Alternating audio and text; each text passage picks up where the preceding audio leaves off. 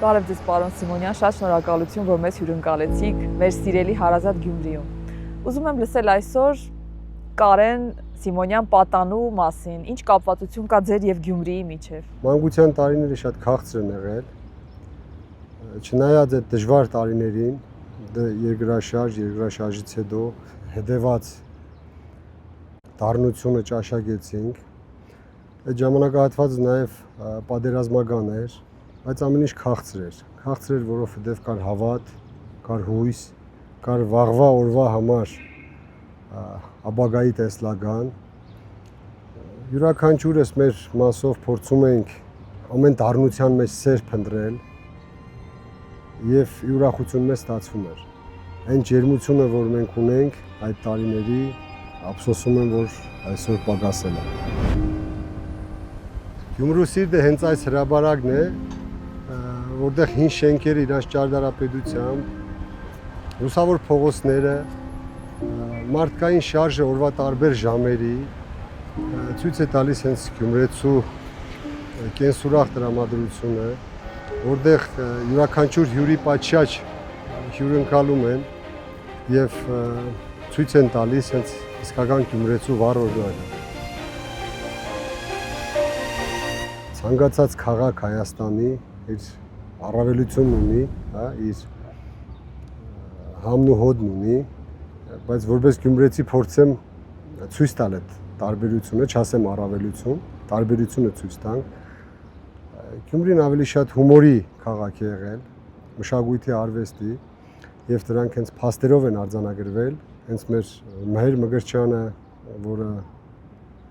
աշխարհի լավագույն դերասանների մեջ փայլում է, այն Ֆրունզիկի դեմքին, որ նայում ես, զգում ես էլի, որ հենց դերասանն ինքն է։ Մեկ հայացքի մեջ ամեն ինչ կա, եւ խինդ կա, եւ ծիծաղ կա, եւ լաց կա, եւ տխրություն կա, եւ մտահոգություն կա։ Ցանկացած իր կադրը ստոպ տվեք ֆիլմից եւ կհասկանաք, որ այս խոսքերի մեջ ճշմարտությունն ինչ չափ ունի։ Հետո մեր գրողները, Ավետիք Իսահակյանը, մեր մեծությունը, Հովհաննես Շիրազը, հենց դրա վառաբացույցն են, որ Գյումրիում իրոք ծնվել են մարդիկ,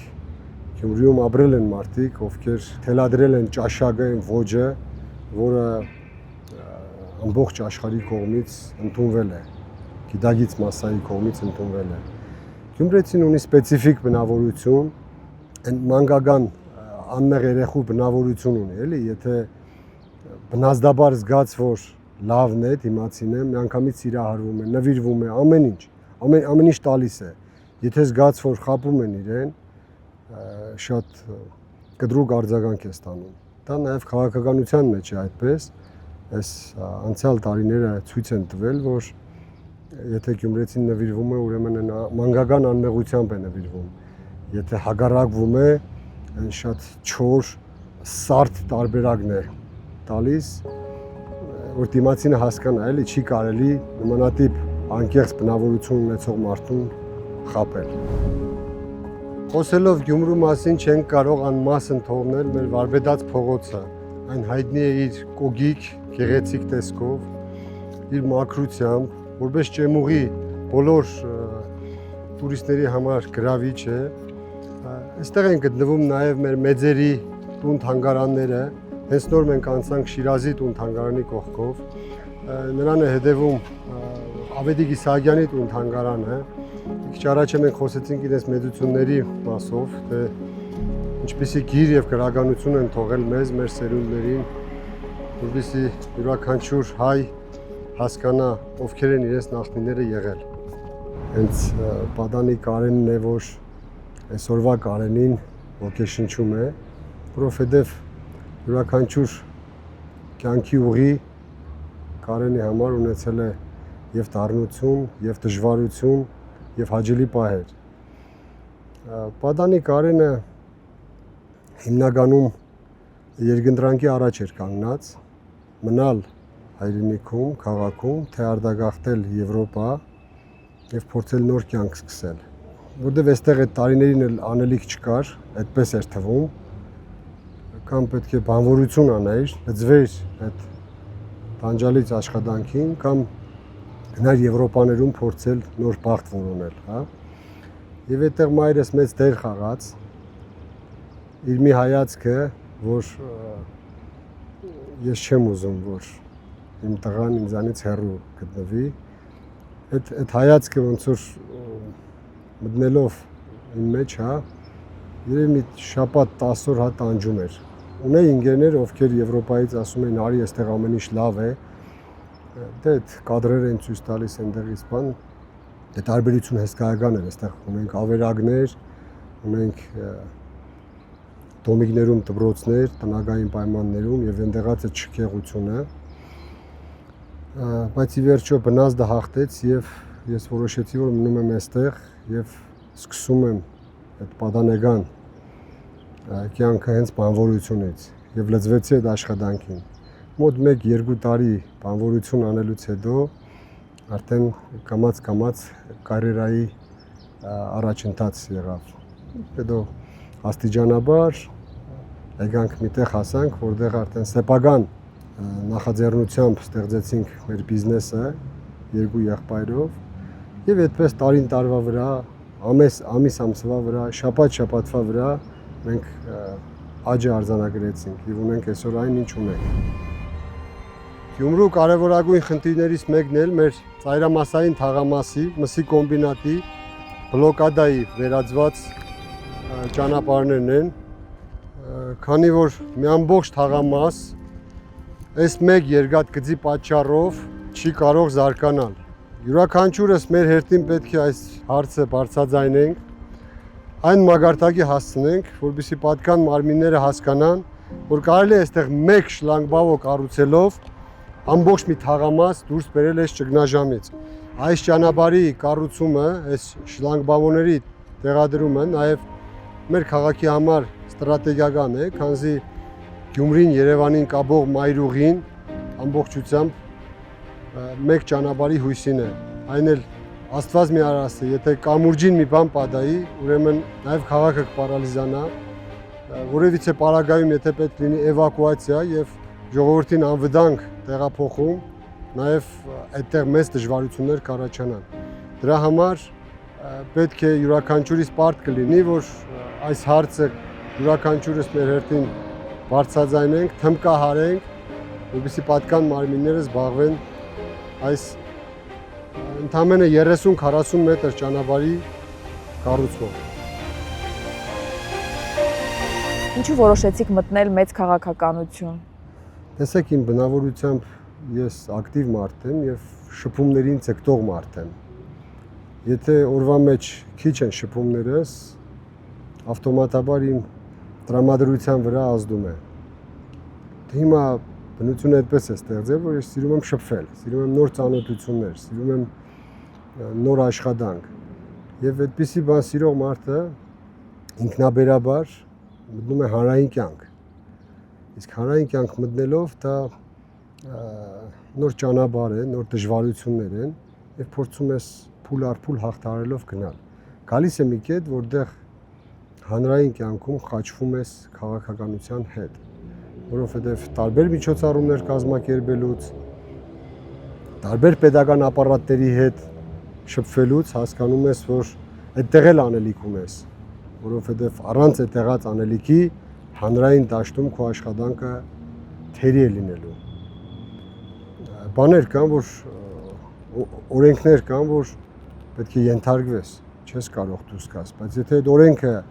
սխալ է գրված կամ սխալ է կիրառվում, դու ներքաշվում ես հենց այդ սխալ ուղղելու մեջ։ Այդ ներքաշվելով արդեն բախում ես քաղաքականությանը։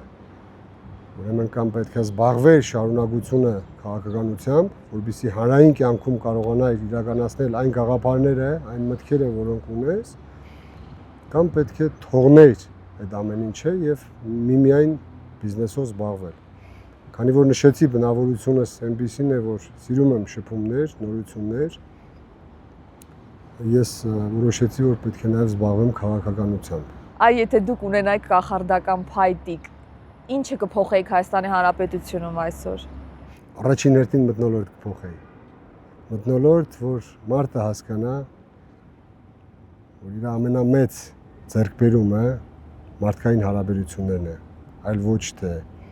մի քանի շենքեր ավել ունենալը կամ պրինցիպի համար վնաս տալ հասարակությանը, ինչա թե իր խոսքը ավելի ճիշտ դուրս գա։ Հենց այդ կախարդական փայտիկը այդ մեկ բանի համար կօգտագործեի, որովհետեւ փոխվեր մթնոլորտը։ Մթնոլորտի փոփոխության արդյունքում կստանանք այն բոլոր դրական բաները,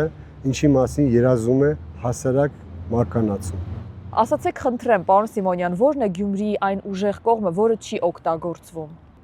Գյումրին շատ ուժեղ կողմեր ունի։ Այդ 2000-ականների սկզբին Գյումրին փորձեց ուղղել իր մեջքը, ցույց տալ, որ սա այն քաղաքն է, որը արժանի չէ փլատակների,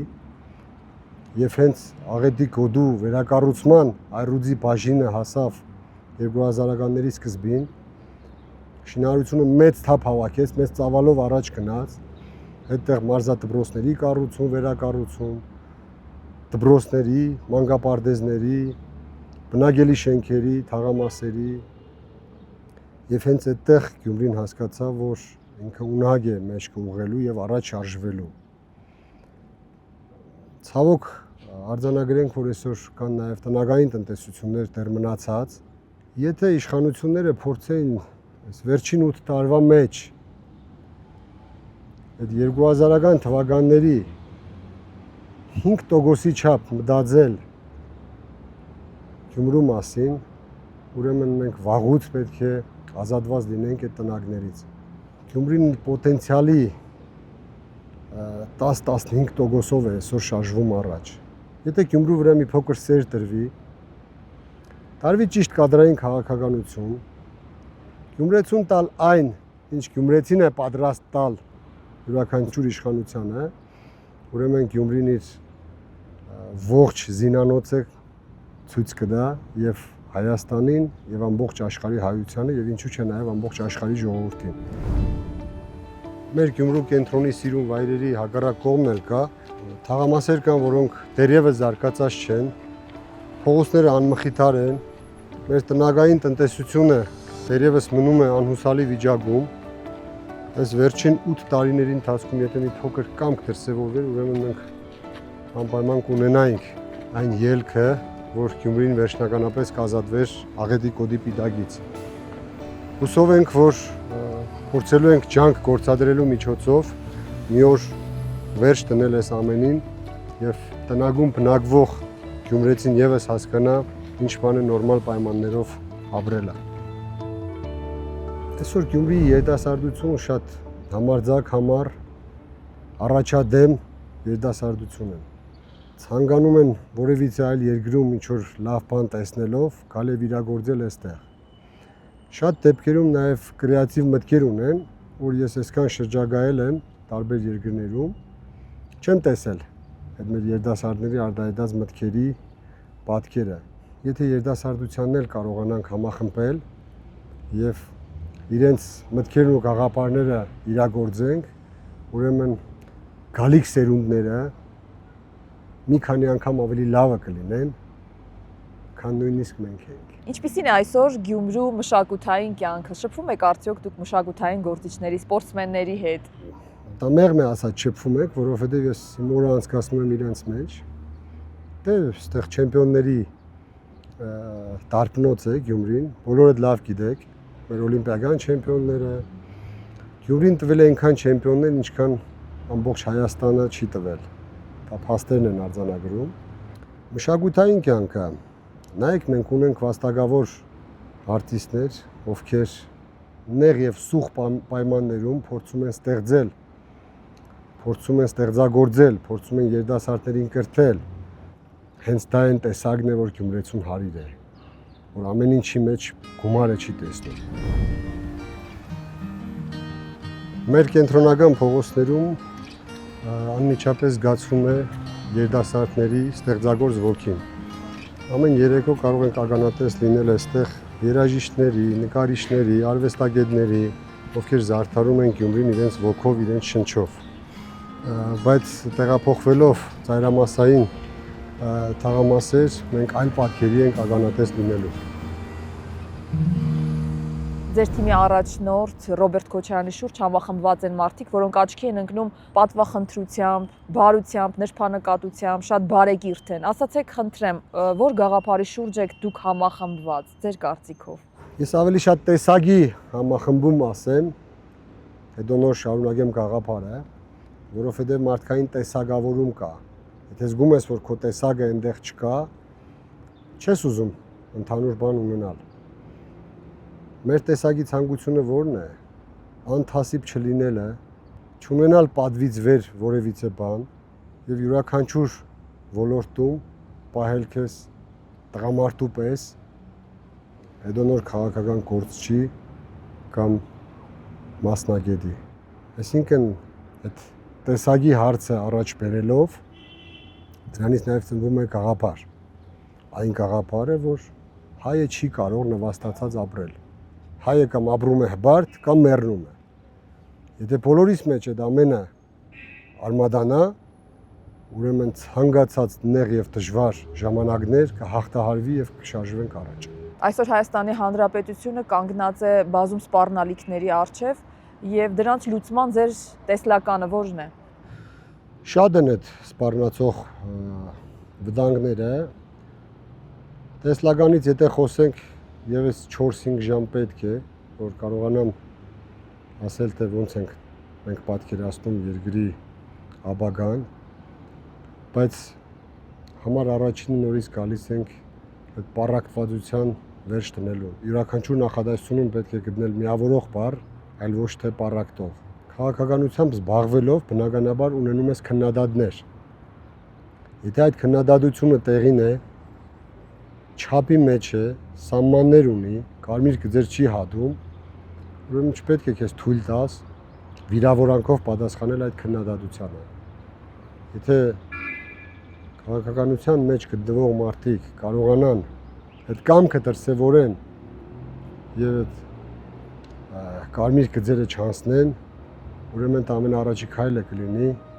մեր ապագայի զարգացման, ապագայի տեսլականին հասնելու համար։ Բավական է կենտրոնից դուրս գանք Գյումրու եւ միանգամից կբախվենք կարևորագույն խնդիրների, որոնցից մեկը մեր Գյումրու աղբավայրն է, որ էկոլոգիային մեծ վնաս է հասցնում, մեր մուշ թաղամասին, մեր բուլվարային թաղամասին, մեր քաղաքացիները, երեխաները ամեն առավոտ շնչելով էս աղտոտված օդը լուրջ վնաս են հասցնում իրենց առողջությանը։ Պետք են բացի քաղաքի կենտրոնական մասերից, որտեղ տուրիստական աչքերով նայած ամեն ինչ լավ է, ամեն ինչ հիանալի է, նաև ուշադրություն դարձնենք ծայրամասերին, պատկան մարմինների ուշադրությունը հրավիրելով այստեղ, փորձենք այս հարցի լուծումը գտնել։ Աղբի վերամշակման գործարան կառուցելու պայմանով կլինի, թե ինչ պայմանով կլինի, այս աղետին պետք է վերջ տանք։ Շատ կուզենայի լսել հոգևոր կյանքի ներգրավվածության մասին Գյումրիում այսօր, ինչպիսին է։ Այն թվերից, երբ որ առավոտ արթնանում ենք, ես միշտ տեսել եմ մորս աղոթելով։ Միշտ սրբի դեմ աղոթում էր։ Երեխա ժամանակ հարցնում եմ, մամ, ամեն օր այդ աղոթելով ինչ ես ունենում, էլի։ Մաման ասում էր, որ աղոթում եմ ձեր համար։ Մինչև այսօր, երբ որ այս տարիքում մորս տնից դուրս եմ գալիս, հետևից դուրս է գալիս եւ ավտոմեքենային խաչակնքում է։ Ավելի պատանի հասակում, ավելի երիտասարդ հասակում, ասում են լավ էլի մամ, էլի, իսկ հիմա կարոտում եմ դրան։ Անկեղծ կարոտում եմ, որովհետև գիտեմ, որ գալու է մի օր, որ ես չեմ տեսնելու այդ պատկերը, որ մայրս այդ աղոթքը տալու է։ Հոգևոր կյանքը ակտիվացավ մեր սրբազան Միքայել Աջապայանի օրոք, յուրաքանչյուր գյուղում, յուրաքանչյուր քաղաքի վայրում, հա, այսպես, որտեղ ունենք քանդված եկեղեցիներ, փորձեց ներգրավել մարդկանց, ովքեր կարողացան իրենց բարի գործը դնել եւ վերակառուցել այդ ամենը։ Եվ այդ օրերից սկսվեց մեր եկեղեցու լեփ-լեցուն լինելը։ Ամեն տարի զգում ենք եկեղեցու հանդեպ սերը, ամեն տարի զգում ենք ավելացումը մարդկանց քանակի եկեղեցու հանդեպ իրենց նվիրվածությունը։ Նորից ցավով արձանագրենք, որ այսօր Միքայել Սրբազանը կալանքի մեջ է, թեև տնային, բայց դա նաև մեր ամոթն է։ Ես միշտ Միքայել Սրբազանին համեմատել եմ տանեն մեծ պաբիգի հետ, ով առավոտ արթնանալով փորձում է տան մեջ եղած խնդիրներից խոսել, բարձրաձայնել եւ մի տեղ էլ այդ բառը օգտագործեմ քորլուղ տալ, հա, տան անդամներին, որ այսպես է, սա ինչի այսպես չեք անում։ Հիմա այդ տան անդամներից կարող է կեսին դուր գալ, կեսին դուր չգալ։ Բայց հալալ է այն տանը, որ իր դուր չգածը չի արտահայտվում եւ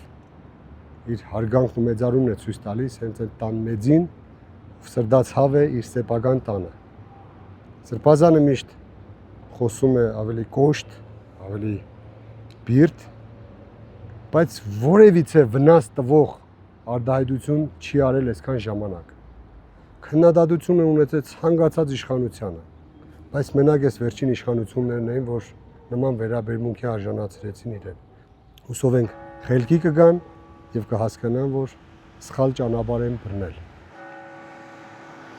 Ինչից է սկսվում հայրենասիրությունը իրական։ Հայրական օջախից կարճած լինելուց։ Եթե մարդը իր հայրական օջախի գինն ու պատիվը բարձր է պահում, եթե նախնիներին հիշատակում է, իմանում է նախնիների պատմությունը, պապերի, հորերի եւ պապերի, հասկանում է իր ծնունդը որտեղից է եկել, իր ազգանվան կրողները ինչպիսի մարդիկ են եղել, հարգում է իր պապերի գերեզմանը, հենց այդտեղից էլ սկսվում է։ Չկա այնպիսի մարդ, որ ասի ես ջանդամ հայրենիքս թող լավ եղնի։ Յուրաքանչյուր մարդ, որ հայլու մեջ նայում է, առաջին իրեն է տեսնում։ Բայց եթե ինքը կարող է իր ինքնասիրությունը բարձր պահել, ուրեմն ինքը հայրենիքի պատիվն էլ բարձր կպահի, քաղաքինն էլ, թաղինն էլ, ընտանիքինն էլ, կնոջն էլ, երեխաներին էլ, հարևանին էլ, բարեկամին էլ։